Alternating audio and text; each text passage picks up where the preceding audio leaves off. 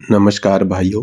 अभी तक अपने गेहूं की फसल में पौधे में पीलापन या फिर पौधे में बालियों की संख्या अधिक से अधिक कैसे बढ़ाएं, इनके बारे में अलग अलग वीडियो में जाना था।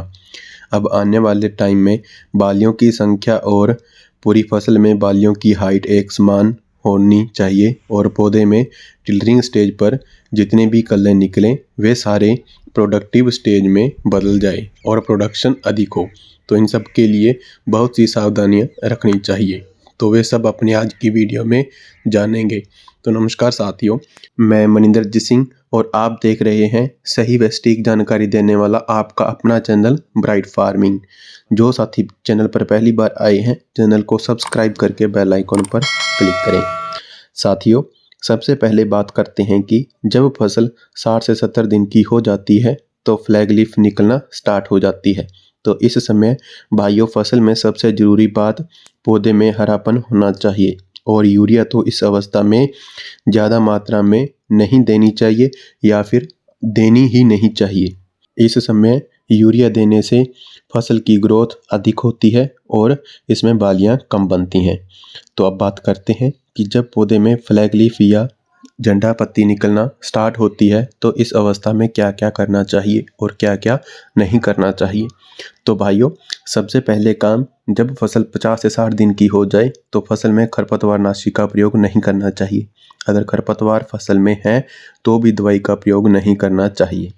इससे पौधे की ग्रोथ और फ्लैग लीफ कम निकलती है। और इस अवस्था में दूसरा सबसे ज़रूरी काम, जैसा कि मैंने पहले बताया है, इस अवस्था में यूरिया का प्रयोग नहीं करना है। यूरिया की मात्रा पहली और दूसरी सिंचाई के समय डाली थी, जिससे नाइट्रोजन की मात्रा पूरी हो गई है। लेकिन फिर भी किसी भाई की फसल में पीलापन है या फिर पौधे में हरेपन की कमी है तो 2 केजी यूरिया को 100 लीटर पानी में घोलकर छिड़काव कर दीजिए, पर फसल में नीचे से नहीं डालना है।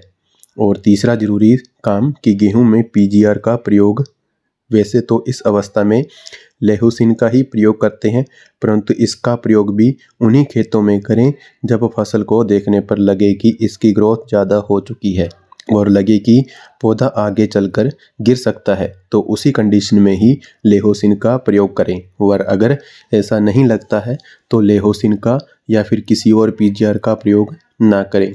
भाइयों, अब बात करते हैं कि जिन भाइयों के गेहूं की फसल में फ्लैग लीफ निकलना स्टार्ट हो चुकी है तो ऐसा क्या करें जिससे प्रोडक्शन बढ़े। तो जब फसल 60 से 65 दिन की हो जाए तो NPK 05234 का प्रयोग करना चाहिए। इससे पौधे को फास्फोरस और पोटास की पूर्ति होगी। बालियाँ निकलते समय या फिर दाना भरते समय पोटास जरूरी होता है। NPK 05234 के साथ बोरोन का भी प्रयोग करना चाहिए। इन दोनों की मात्रा की बात करें तो NPK 05234 1 kg और बोरोन अगर अपने 100 लीटर पानी ले रहे हैं तो 100 ग्राम, अगर 120 लीटर पानी ले रहे हैं तो 120 ग्राम बोरोन लेनी है।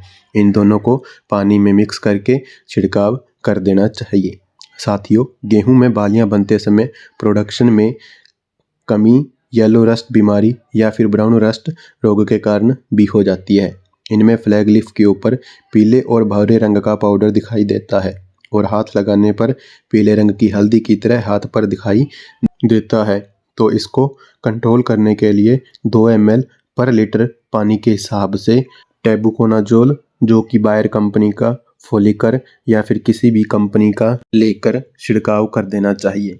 इससे आप NPK और बोरोन की कमी के साथ मिलाकर भी छिड़काव कर सकते हैं। गेहूं की फसल में बालियां निकलने से पहले और बाद में कुछ सावधानियां रखकर गेहूं की पैदावार को बढ़ा सकते हैं। तो मैं उम्मीद करता हूं कि मेरे द्वारा दी गई जानकारी आपको अच्छी लगी होगी। जानकारी अच्छी लगने पर आपके अपने चैनल को सब्सक्राइब कीजिए और वीडियो को अन्य किसान साथियों के साथ अवश्य शेयर करें। वीडियो को लाइक करें, कमेंट करें। धन्यवाद। जय जवान, जय किसान।